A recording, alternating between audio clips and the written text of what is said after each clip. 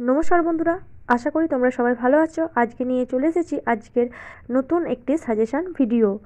BA fifth semester general subject education paper DSE 1A suggestion 2024-25।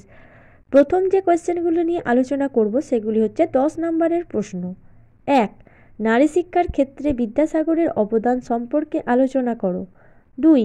মেয়েদের জন্য শিক্ষার পরিধি সম্পর্কে আলোচনা করো। 3. নারী শিক্ষার ক্ষেত্রে রাজা রামমোহন রায়ের ভূমিকা আলোচনা করো। 4. নারী শিক্ষার প্রসঙ্গে বিভিন্ন কমিশন ও কমিটির সুপারিশগুলি লেখো। 5. নারী শিক্ষার ক্ষেত্রে সমস্যা সমাধানের উপায়গুলি আলোচনা করো। এবার যে কোয়েশ্চেনগুলি নিয়ে আলোচনা করব সেগুলি হচ্ছে 5 নম্বরের প্রশ্ন। 1. নারী শিক্ষা সম্পর্কে কোঠরি কমিশনের সুপারিশগুলি লেখো। 2. নারী শিক্ষায় বিবেকানন্দের ভূমিকা সম্পর্কে লেখো। 3. নারী শিক্ষা প্রসঙ্গে রবীন্দ্রনাথের দৃষ্টিভঙ্গি আলোচনা করো। 4. আমাদের দেশে নারী শিক্ষার সমস্যাগুলি সম্পর্কে আলোচনা করো। 5. ভারতবর্ষে নারী শিক্ষার উন্নয়নে কী ধরনের কর্মসূচি গ্রহণ করা যেতে পারে। 6. নারী শিক্ষায় স্বয়ংসিদ্ধা প্রকল্প সম্পর্কে বিবৃত করো। 7. নারীর ক্ষমতায়ন প্রসঙ্গে জাতীয় মহিলা কমিশনের কাজগুলি কী কী। 8. নারী শিক্ষার গুরুত্ব আলোচনা করো। 9. নারী শিক্ষা সম্পর্কে হংস মেহতা কমিটির মূল সুপারিশগুলি লেখো। 10. নারী শিক্ষার ক্ষেত্রে শিক্ষার চাহিদা আলোচনা করো। এবার যে কোয়েশ্চেনগুলি নিয়ে আলোচনা করব সেগুলি হচ্ছে 2 নম্বরের প্রশ্ন। 1. ভারতের নারী শিক্ষা গুরুত্বপূর্ণ সমস্যাগুলি লেখো। 2. নারী শিক্ষা বলতে কী বোঝো। 3. বিদ্যাসাগরের লেখা দুটি শিক্ষামূলক বইয়ের নাম লেখো। 4. নারী শিক্ষার দুটি গুরুত্ব উল্লেখ করো। 5.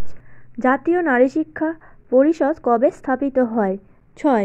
নারী শিক্ষার দুটি উদ্দেশ্য উল্লেখ করো। 7. বর্ণপরিচয় কে রচনা করেন এবং কোন সালে। 8. নারী ক্ষমতায়ন বলতে কী বোঝো। 9. নয়া শিক্ষানীতিতে নারী শিক্ষা সম্পর্কে কী বলেছে তার দুটি উল্লেখ করো। 10. নারী শিক্ষা প্রসারের ক্ষেত্রে এনজিও এর দুটি ভূমিকা লেখো। 11.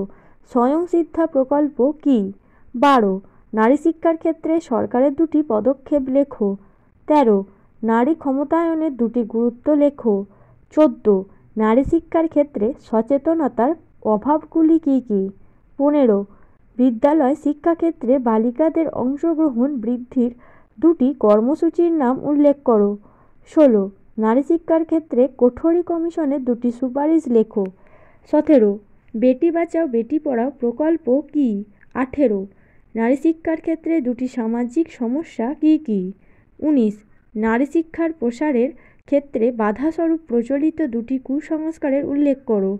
20. বিদ্যাসাগরের মতে নারী শিক্ষা ভাণ্ডার কী। 21. নারী শিক্ষা প্রসঙ্গে রাধাকৃষ্ণন কমিশনের দুটি সুপারিশ লেখো। 22. প্রথম জাতীয় নারী শিক্ষা কমিশন কোনটি, এটি কত সালে গঠিত হয়। 23. নারী শিক্ষার হার বৃদ্ধির ক্ষেত্রে সরকার কী কী পদক্ষেপ গ্রহণ করেছে। 24.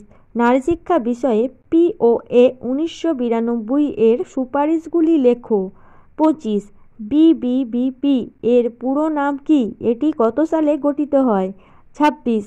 নারী শিক্ষার ক্ষেত্রে কুসংস্কারগুলি কী কী। আজকের ভিডিও এই পর্যন্তই। তোমাদের যদি অন্য কোনো সাবজেক্টের অন্য কোনো সেমিস্টারের সাজেশান দরকার হয় তাহলে আমাদের কমেন্টের মাধ্যমে জানাতে পারো। সমস্ত রকম স্কুল, কলেজ ও চাকরির আপডেট পেতে আমাদের চ্যানেলটিকে সাবস্ক্রাইব করে পাশে থেকো। ধন্যবাদ সবাইকে। Junior education.